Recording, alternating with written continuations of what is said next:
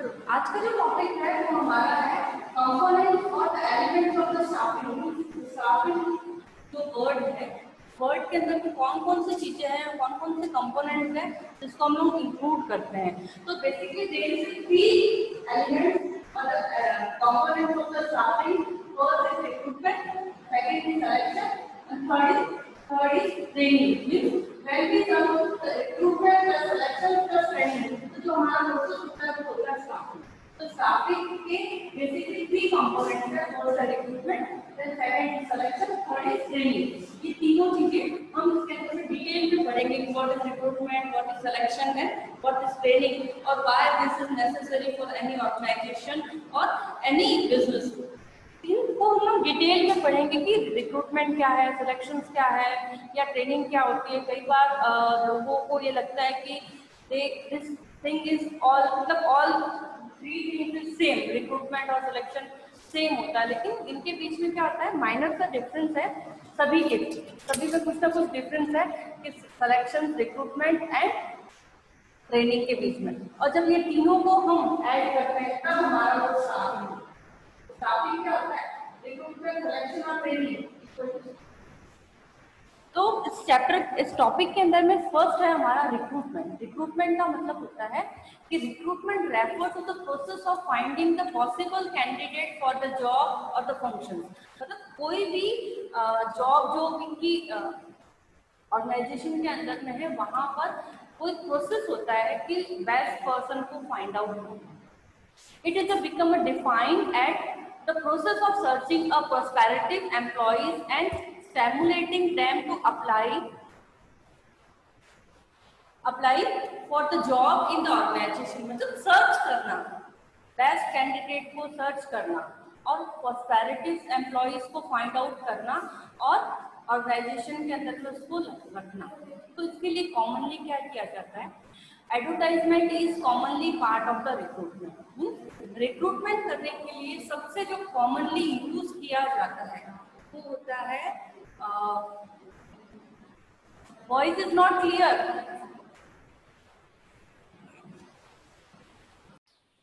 देखो, बेसिकली जो हमारा कंपोनेंट्स ऑफ स्टाफिंग है वो है रिक्रूटमेंट, सिलेक्शन और ट्रेनिंग। ठीक है, रिक्रूटमेंट, सिलेक्शन, ट्रेनिंग का जो प्रोसेस है, जो तीनों प्रोसेस है, उससे हमारा स्टाफिंग होता है। और स्टाफिंग के अंदर में हम क्या करते हैं, जो फर्स्ट हमारा कंपोनेंट है स्टाफिंग का है वो रिक्रूटमेंट होता है।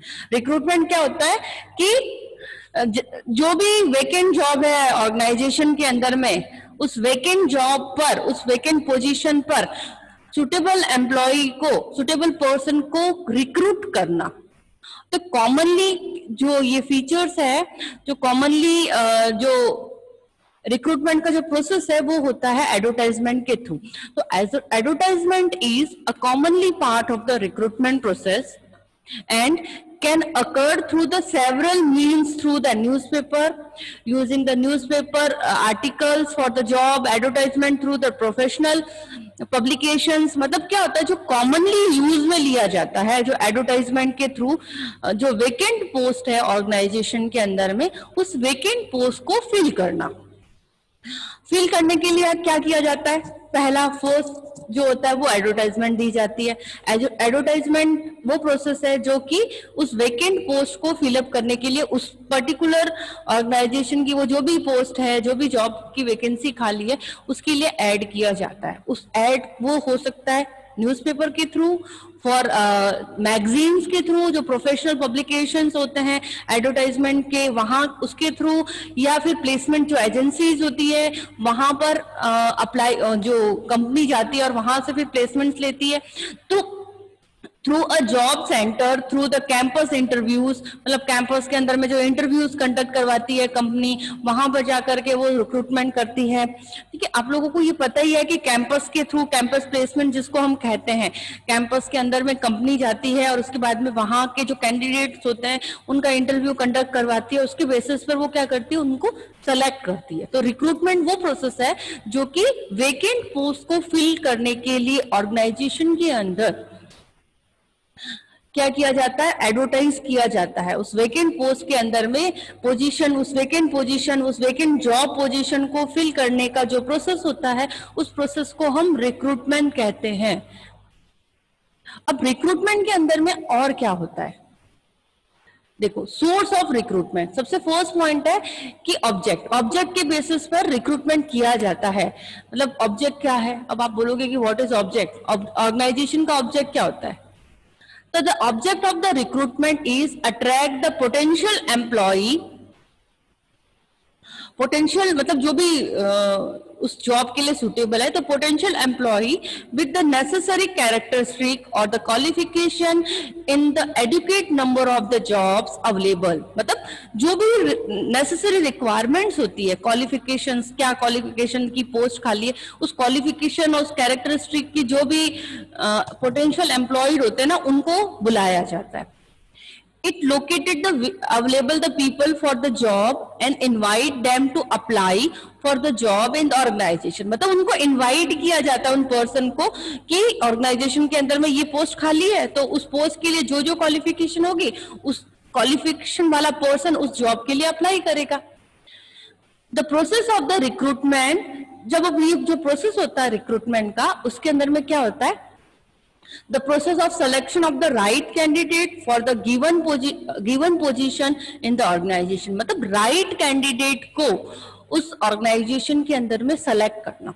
तो recruitment seek to attract the suitability applicants to the apply for the available job, मतलब जो available job है उसके लिए जो सबसे suitable person होगा जिसने अप्लाई किया है, ठीक है, उसको फिर क्या किया जाता है, हायर किया जाता है। The various attractives involve with the process of recruitment, अब इस प्रोसेस के अंदर में और कौन कौन सी चीजें इंक्लूड होती है, तो सबसे पहले क्या किया जाता है, फर्स्ट थिंग है identification of the different source of the labour supply. First of all क्या किया जाता है, आइडेंटिफाई किया जाता है कि लेबर फोर्स कितना है, ठीक है, उस लेबर फोर्स के बेसिस पर मतलब हमारे पास में कितने लोगों ने अप्लाई किया है उस जॉब के लिए, वो आइडेंटिफाई किया जाता है। फिर सेकंड क्या होता है, असेसमेंट ऑफ द वैलिडिटीज, मतलब उसका वो कितने टाइम पीरियड के लिए वो वैकेंसी निकाली गई है या कब उसका इंटरव्यू कंडक्ट होगा वो बताया जाता है। फिर choosing the most suitable source और द सोर्सेस, मतलब जो सबसे मोस्ट सुटेबल जो सोर्स है उस ऑर्गेनाइजेशन का, वो उसको क्या किया जाता है, लिया जाता है कि किस सोर्स से हम वो वैकेंट पोस्ट को फुलफिल करें या फिलअप करें, वो कौन सा सोर्स है जहां से हम हायर कर सकते पर्सन को, तो वो निकाला जाता है। फिर आता है हमारा inviting the application for the prospective candidate for the vacancies. देखो इसमें सबसे पहला आइडेंटिफाई किया जाता है कि कौन सी पोस्ट खाली है, फिर कहां से हम लेबर फोर्स लाएंगे, मतलब हम कहां से उस कैंडिडेट को मतलब हमारा क्राइटेरिया क्या है, वो क्राइटेरिया डिसाइड होता है। After deciding the criteria decide होने के बाद में क्या किया जाता है, सोर्स देखा जाता है कि हम कहां से उस वैकेंट पोस्ट को फिलअप करें। वो सोर्स हम डिटेल में देखेंगे कि वो कौन कौन से सोर्स है जहां से वैकेंट पोस्ट को फिलअप किया जाता है। फिर उसके बाद में जो नेक्स्ट स्टेप होता है वो नेक्स्ट स्टेप है कि इनवाइटिंग द एप्लीकेशंस मंगाई जाती है, मतलब जो जिनको भी वो पोस्ट चाहिए उस पोस्ट के लिए एप्लीकेशन इनवाइट की जाती है और उसके बेसिस पर जो उन सभी को बुलाने के बाद में क्या किया जाता है, उसका सिलेक्शन होता है। तो जो पोस्ट है रिक्वेस्ट जो भी रिक्वायर है उस ऑर्गेनाइजेशन के अंदर में, उसको मतलब कैसे फिलअप किया जाएगा, मीन सोर्स क्या है, रिक्रूटमेंट का सोर्स क्या है। तो रिक्रूटमेंट का जो सोर्स है वो क्या है कि there is two source of the recruitment, दो सोर्स है, दो तरीके हैं जिसके थ्रू रिक्रूटमेंट किया जाता है। First is the internal source and the second is the external source. अब इंटरनल सोर्स क्या होता है और एक्सटर्नल सोर्स क्या है, तो देखो there is a two important resource for the internal recruitment, namely मतलब दो तरीके होते हैं इंटरनल रिक्रूटमेंट के, there is a two source, ठीक है। तो फर्स्ट सोर्स हो गया कि जो मतलब इंटरनल मींस हमारे विद इन द ऑर्गेनाइजेशन के अंदर से ही किसी पर्सन को उस वेकेंट पोस्ट पर लगा देना, ठीक है। तो अब इंटरनल, अब जो भी पोस्ट खाली है, सपोज फाइनेंस मैनेजर की पोस्ट खाली है, तो अब फाइनेंस मैनेजर की पोस्ट वेकेंट है, उस पोस्ट के लिए जो असिस्टेंट फाइनेंस मैनेजर था मे बी उसका रिक्रूटमेंट कर दिया जाए या बाहर से हायर कर, अभी हम बात कर रहे हैं सिर्फ talking about the internal source means अंदर से ही हम किसी और पर्सन को उस वेकेंट पोस्ट पर लगा देते हैं। तो इंटरनल रिक्रूटमेंट नेमली ट्रांसफर, या तो ट्रांसफर होकर के आएगा या प्रमोट होकर के आएगा। अब ट्रांसफर और प्रमोशन क्या होता है? आप लोगों ने ये वर्ड डेफिनेटली सुना है कि ट्रांसफर हो गई उस पर्टिकुलर पर्सन की, वो इस प्लेस से दूसरे प्लेस पे मूव कर रहा है, या वो प्रमोशन हो गया। मतलब बेसिकली जो इंटरनल रिक्रूटमेंट का जो प्रोसेस है, इंटरनल सोर्स है जो रिक्रूटमेंट का, वो उसके अंदर में दो चीजें इंक्लूड की जाती है। First is the transfer and the second is a promotion. अब व्हाट इज ट्रांसफर? ट्रांसफर क्या होता है? ट्रांसफर का मतलब क्या होता है? कोई बताएगा? आपको पता है? आपको ये वर्ड आप लोगों ने सुना है? Transfer, it involve the shifting of the employee from one job to another job. मतलब वन जॉब से अनदर जॉब पर शिफ्ट करना। किसको शिफ्ट करते हैं हम? जो पर्सन वहां पर पहले से ऑलरेडी रिक्रूट है, मतलब जो एम्प्लॉय वहां पर वर्क कर रहा है। Migrate one place to another, okay migrate भी हो सकता है, मतलब one place to another place उसको ट्रांसफर कर दिया, या one department to another department, वो भी हमारा ट्रांसफर ही कहलाता है कि मेरा एक डिपार्टमेंट से दूसरे डिपार्टमेंट में ट्रांसफर हो गया। मतलब मैं फाइनेंस डिपार्टमेंट में वर्क कर रही थी या सेल्स डिपार्टमेंट में वर्क कर रही थी, मेरा ट्रांसफर क्या हो गया? इस डिपार्टमेंट से दूसरे डिपार्टमेंट में हो गया। ठीक है, तो वैसे ही क्या होता है? One place to another place क्या करना? शिफ्ट करना एम्प्लॉय को, उसको बोलते हैं ट्रांसफर करना। अब देखो, अब ये हो गया कि वन डिपार्टमेंट टू अनदर, और from one shift to the another, मतलब एक डिपार्टमेंट से दूसरे डिपार्टमेंट में भी हो सकता है, और one place to another place भी ट्रांसफर किया जा सकता है। देखो अब क्या होता है, जब ट्रांसफर होता है तो उसके साथ साथ में उसकी रिस्पॉन्सिबिलिटी और उसकी अथॉरिटी और उसका स्टेटस भी मे बी चेंज हो सकता है। It may be lead to change the duties, मतलब उनकी ड्यूटीज में चेंज हो सकता है, responsibility, working conditions, they may be change.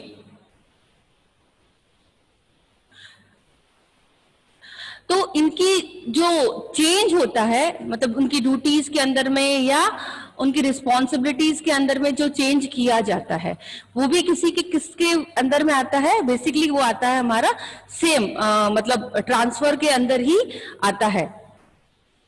देखो इसके अंदर में क्या होता है, the responsibility and the working condition वो भी चेंज हो जाती है, बट नॉट नेसेसरी सैलरी। मतलब ट्रांसफर होने पर रिस्पॉन्सिबिलिटी, ड्यूटीज और वर्किंग कंडीशन में भी change, but there is no necessary that the salary of that person is change। मतलब सैलरी चेंज होना जरूरी नहीं है, लेकिन उनकी रिस्पॉन्सिबिलिटी, ड्यूटीज में भी चेंज हो सकती है। तो transfer is good source for the filling the vacancy with the employees from the over shifted department. मतलब over suffered department, over suffered department का मतलब होता है कि जो जहां पे बहुत ज्यादा रिक्वायरमेंट है किसी पर्सन की और कहीं से कुछ भी नहीं मिल रहा है उस वैकेंट पोस्ट को फिलअप करने के लिए, तो हम क्या करते हैं? इंटरनल सोर्स से ही उसको वहां पे रिक्रूट कर दिया जाता है, या वो उसको नई रिस्पॉन्सिबिलिटीज, ड्यूटीज प्रोवाइड कर दी जाती है। अब देखो क्या होता है, नेक्स्ट है इट इज मतलब partially the horizontal movement of the employees. Horizontal movement of the employees और वर्टिकल, हॉरिजेंटल और वर्टिकल। मतलब यहाँ पे मोस्टली क्या होता है? Horizontal movement of the employees, मतलब एक ही पोस्ट पर उसको दूसरे डिपार्टमेंट में भेज देना। मैं यहाँ पे असिस्टेंट मैनेजर थी, मुझे दूसरे डिपार्टमेंट में भेजा, वहां पे भी मैं असिस्टेंट मैनेजर हूँ। मतलब सेम तरह का जो पोजीशन होती है, जॉब की पोजीशन होती है, वो सेम रहती है। तो अब देखो, shortage of the suitable personal in the one branch may be shift through the transfer from the another branch और द डिपार्टमेंट। मतलब क्या होता है, किसी वन प्लेस पर कोई जॉब के लिए वैकेंसी पर्सन नहीं मिला है और कहीं अनदर प्लेस पर उसी पोस्ट पर दो लोग काम कर रहे हैं, तो एक का यहाँ पे ट्रांसफर कर दिया जाता है, उस पोस्ट पर दूसरे पर्सन को अपॉइंट कर दिया जाता है। जब क्या होता है, शॉर्टेज होती है, सुटेबल पर्सन नहीं मिलता है, तब क्या जाता है, जो अवेलेबल पर्सन है ऑर्गेनाइजेशन के अंदर में या उस ब्रांच के अंदर में या उस पर्टिकुलर डिपार्टमेंट के अंदर में, तो उसको क्या किया जाता है, उस जॉब पर लगा दिया जाता है। तो बेसिकली क्या होता है, कि ट्रांसफर में भी सेम लेवल में हो सकता है, यहाँ पे भी मैं उसी लेवल पे थी, अब मुझे दूसरे डिपार्टमेंट में शिफ्ट कर दिया, वहां पे भी मेरा जॉब का लेवल सेम ही रहा, बस ड्यूटीज रिस्पॉन्सिबिलिटी चेंज हो गई लेकिन सैलरी सेम ही रही। नेक्स्ट पॉइंट है कि जब job transfer R also helpful in the avoiding the termination and in removing the individual problems, और मतलब किसी भी तरह की जो जॉब का ट्रांसफर किया जाता है, मतलब जॉब को एक जगह से दूसरी जगह पर ट्रांसफर कर दिया जाता है लोगों का, ठीक है, तो वो ज्यादातर मोस्ट ऑफ द टाइम कब हेल्पफुल होता है? कई बार क्या होता है, उस पर्सन को वहां से टर्मिनेट ना करना, निकालना नहीं, निकालने की बजाय उसको क्या किया, उस जगह से दूसरी जगह पे भेज दिया, ताकि कोई प्रॉब्लम्स आ रही है वहां पर उस पर्सन को, या उस पर्सन के डिपार्टमेंट के अंदर उस पर्सन की वजह से या उसको प्रॉब्लम हो रही है, तो वो क्या करता है कि बोलता है कि सर मेरा ट्रांसफर कर दो, या बॉस ही कहता है कि आपको दूसरी जगह पे भेज दिया जा रहा है। आप लोगों ने बेसिकली बहुत सारी मूवीज में भी देखा होगा कि कैसे जैसे कि सिंघम मूवी थी, या अगर हम बात करते हैं उसके अंदर में क्या होता है कि वो वहां पे बहुत अच्छा काम करता है तो उसका ट्रांसफर करवाने की कोशिश करते हैं दूसरे लोग, कि नहीं उसको भेज देते, दूसरी जगह पे भेज देते। मतलब ये क्या होता है, मोस्ट ऑफ जो ट्रांसफर किए जाते हैं वो एक और रीजन है कि वहां पर कोई भी तरह का उसको जॉब से ना निकाल करके, उसको सस्पेंड ना करके, उसको टर्मिनेट ना करके उस पर्सन को क्या किया जाता है, ट्रांसफर कर दिया जाता है। मतलब ये जरूरी नहीं है कि उसको गलत सेंस में ही ट्रांसफर किया जाए, कई बार प्रॉब्लम्स क्रिएट होती है जब ऑर्गेनाइजेशन के अंदर में, तो ये रीजन भी होता है कि उसका ट्रांसफर कर दिया जाता है उस दूसरी प्लेस पर, ताकि प्रॉब्लम्स कम हो, या वो पर्सन खुद ही कहता है कि सर मेरा को ये प्लेस सुटेबल नहीं हो रही है तो मुझे किसी और प्लेस पर मुझे ट्रांसफर कर दिया जाए जो मेरे नियर बाय हाउस हो, या मेरे मतलब जो लोकल जहां का मैं मतलब बेसिकली बिलोंग करता हूं उस एरिया में मुझे ट्रांसफर कर दिया जाए। तो ये भी रीजन हो सकते हैं। At the time of transfer, अब क्या होता है ट्रांसफर के time, at the time of transfer it should be ensured that the employee to be transferred to the another job is capable of the performing it, मतलब वो person capable भी होना चाहिए कि वो जॉब को करने के लिए, उसका ट्रांसफर कर दिया एक डिपार्टमेंट टू अनदर डिपार्टमेंट, अब उसके पास में वो करी उस जॉब के लिए वो कैपेबल ही नहीं है, फिर भी अगर उसको वो जॉब प्रोवाइड कर दी तो क्या होगा, प्रॉब्लम क्रिएट हो जाएगी। तो इसलिए जब भी किसी भी पर्सन का ट्रांसफर किया जाता है तो ये जरूर देखा जाता है कि वो पर्सन, वो एम्प्लॉय को जिस जॉब पर प्रोवाइड किया, जिस जॉब पर ट्रांसफर किया गया है, क्या वो उस जॉब को प्रॉपरली तरीके से हैंडल कर पाएगा, क्या वो उस जॉब के लिए सुटेबल है, इन चीजों का भी ध्यान में रखा जाता है। ट्रांसफर जो है, transfer can be also use for the training of the employee for the learning a different job. अब ट्रांसफर से क्या मिलती है, हेल्प मिलती है, क्या हेल्प मिलती है कि उसको और भी नए ट्रेनिंग मिल जाएगी, मींस नए एनवायरनमेंट के अंदर में वो कैसे रह सकता है, उसकी स्किल्स इंप्रूव होगी, और लर्निंग मतलब बेसिकली लर्निंग भी आती है उसके अंदर में, ठीक है। तो ये तो था हमारा ट्रांसफर।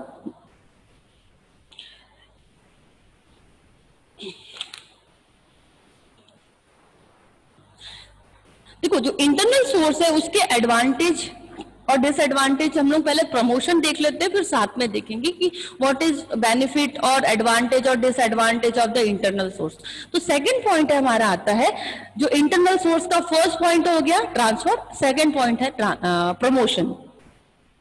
प्रमोशन मींस आप लोगों ने ये वर्ड बेसिकली सुना होगा कि वो पर्सन प्रमोट होकर के हायर रिस्पॉन्सिबिलिटी, हायर अथॉरिटी को उसको मिल गया, हायर पोजीशन मिल गई, कि वो असिस्टेंट था आज मैनेजर बन गया, ठीक है, या वो आज सीईओ बन गया। मतलब प्रमोट करना, उसको अपनी जो प्रेजेंट सिचुएशन है, प्रेजेंट जो पोस्ट है, लोअर टू हायर पर उसको शिफ्ट करना।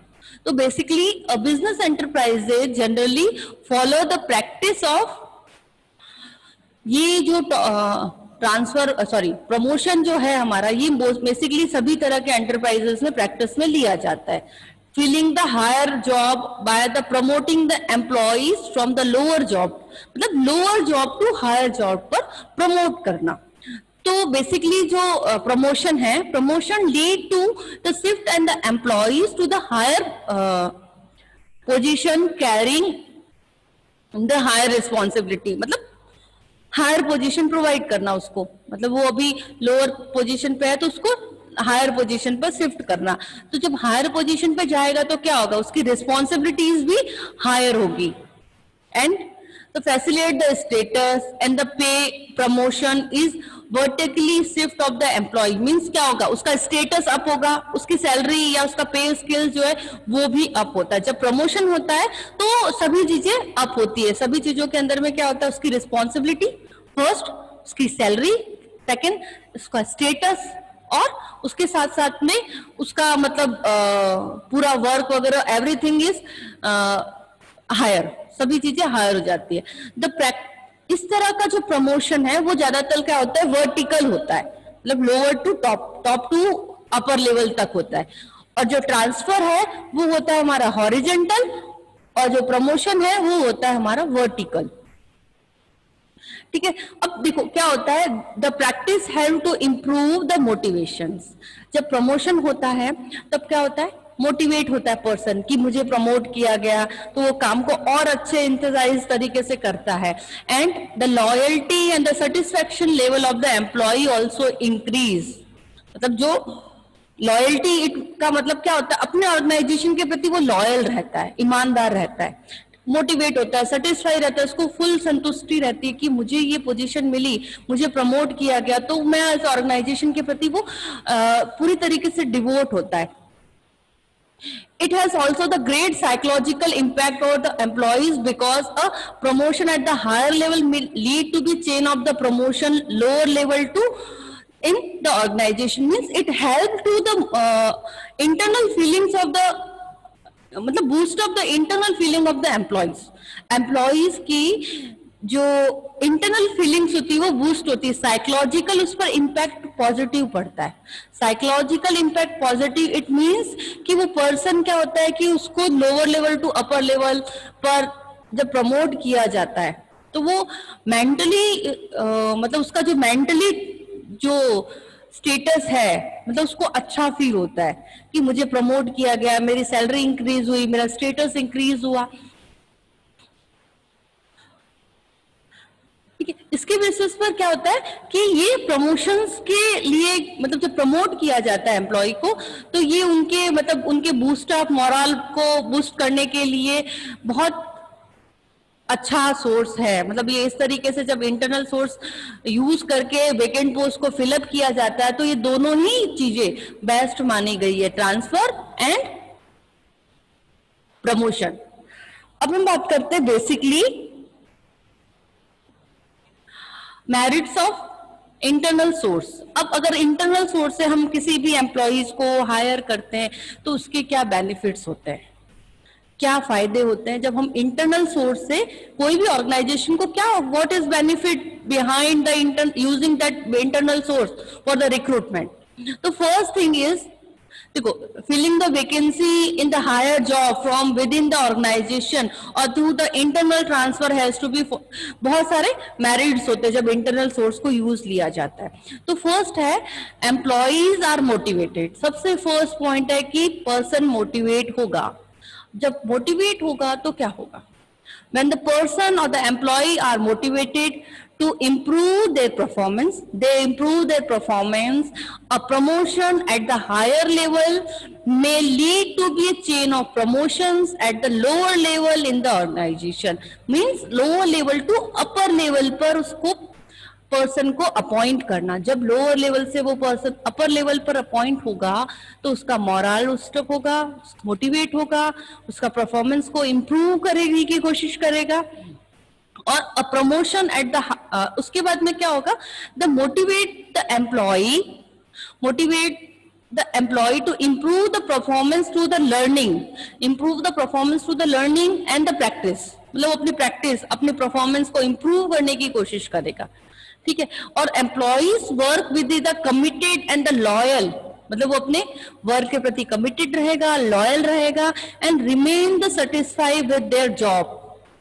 Also pays the privilege in the enterprises because the promotion, मतलब प्रमोशन की वजह से वो पूरी तरीके से अपने ऑर्गेनाइजेशन के प्रति लॉयल रहेगा। तो फर्स्ट हो गया मोटिवेट होगा, वर्क परफॉर्मेंस इंप्रूव होगा, लॉयल रहेगा, मोरल बूस्ट होगा। एंड second point है the internal recruitment also simplify the process of selections and the placements। मतलब सबसे simplest method है, मतलब कोई भी ऑर्गेनाइजेशन की वेकेंट जॉब है, उस जॉब को फुल करने का सबसे सुटेबल और सबसे चीपेस्ट मैनर और सबसे सिंपल मेथड है, क्योंकि बहुत ज्यादा इंटरव्यू कंडक्ट नहीं करना है, किसी भी तरह का कोई भी सेशन कंडक्ट नहीं करना है, ना ही कोई एप्लीकेशंस मंगवानी है, ना ही किसी की तरह का इंटरव्यू कंडक्ट करना है। तो मतलब जो इंटरनल सोर्स का सबसे जो बेनिफिट होता है ऑर्गेनाइजेशन को, वो बेनिफिट होता है कि जो प्रोसेस है, सिलेक्शन का जो प्रोसेस है, वो नहीं करना पड़ता। So the internal recruitment also the simple and the process of selection and the placement. The candidate that are already working in the enterprises can be evaluated more accurately and the economically। Means जो पहले से ही organisation के अंदर में person work कर रहा है, तो हम उस पर्सन के बारे में सब कुछ जानते हैं, उसकी वर्किंग कंडीशन, उसके बारे में, उसका मतलब काम करने का तरीका है, और एक तरीके से इकोनॉमिकली ये सस्ता भी होता है, क्योंकि देखो एडवर्टाइजमेंट नहीं देनी पड़ेगी, एडवर्टाइजमेंट नहीं देनी होंगी तो उसकी कॉस्ट बच जाएगी। उसके बाद में नेक्स्ट टॉपिक आता है कि जो टाइम बचता है, जो रिक्रूटमेंट के लिए जो इंटरव्यूज कंडक्ट करवाते हैं, वो बच जाता है, तो ओवरऑल ऑर्गेनाइजेशन को भी फायदा मिलता है। एक तो पर्सन को बाद में ट्रेनिंग नहीं देनी पड़ती, ऑर्गेनाइजेशन के कल्चर के बारे में नहीं बताना पड़ता, वो पर्सन पहले से ही उस ऑर्गेनाइजेशन के बारे में, उसकी वर्किंग कंडीशन के बारे में जानता है। So this is a more reliable way of the recruitment since the candidate are already known to the organization। इसलिए क्या है, सेकंड पॉइंट, जो फर्स्ट पॉइंट है कि मोटिवेशंस, सेकंड पॉइंट है कि सिंपल होता है और प्रोसेस बहुत इजी होता है और पर्सन से हम फैमिलियर रहते हैं।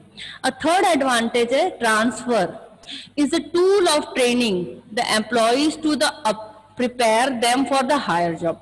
अब ट्रांसफर किया हमने वन पर्सन को अनदर वर्क या अनदर प्लेस पर, उसको जब हम माइग्रेट किया, उसको ट्रांसफर किया, तो जब ट्रांसफर होता है तो पर्सन को क्या होता है, मैं अगर आपको एक ही प्लेस, एक ही जैसा वर्क डेली दूं तो आप एक ही काम सीखोगे, ठीक है। अगर मैं डिफरेंट वर्क आपको प्रोवाइड करूं तो आपको बहुत सारे वर्क आने स्टार्ट हो जाएंगे, काम आना स्टार्ट हो जाएगा। तो हम एम्प्लॉइज को हायर पोजीशन पर मतलब उनके परफॉर्मेंस को इंक्रीज करने के लिए ट्रांसफर किया जाता है, ताकि वो पर्सन लर्निंग्स उसको सीखे कि कैसे वर्क होता है, सभी तरह के वर्क को सीखे। तो क्या होता है, ट्रांसफर भी एक टूल है, tool of the training the employees to prepare them for the higher job. Also people recruit from within the organization do not need to be induced the training। और जब उसी ऑर्गेनाइजेशन से person को recruit किया जाता है तो उसको ट्रेनिंग की भी रिक्वायरमेंट नहीं होती, उसको अलग से ट्रेनिंग नहीं देनी पड़ती है, ठीक है। इसलिए ये क्या होता है, यूजफुल होता है इंटरनल सोर्स।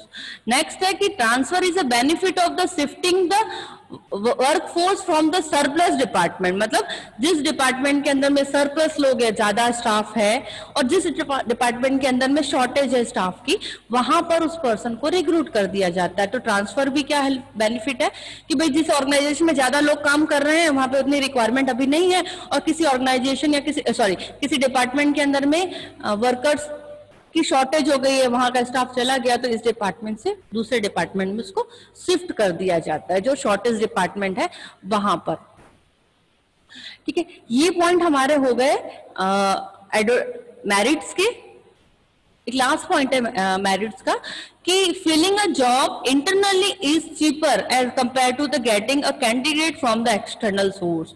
सबसे मोस्ट इंपॉर्टेंट पॉइंट है जो ऑर्गेनाइजेशन ध्यान में रखता है कि अगर वो इंटरनल सोर्स से रिक्रूटमेंट करता है तो सबसे सस्ता, उसको किसी भी तरह का एडवर्टाइजमेंट नहीं करना है और टाइम भी बचता है उसको, फिर वो इंटरव्यू कंडक्ट नहीं करवाने। तो सबसे बेनिफिशियल क्या होता है कि जो इंटरनल सोर्स के थ्रू उसने रिक्रूटमेंट किया है वो सबसे चीपेस्ट होता है, सबसे सस्ता होता है, ठीक है। इसमें कोई भी तरह की कंपनी को एक्सपेंस नहीं करने पड़ते हैं। अब आप लोगों के पास में डाउट का टाइम है। अब you have asked doubt from any of these point which I am today. जो भी आपको मैंने पढ़ाया है उससे आप कोई भी डाउट पूछ सकते हो आज का।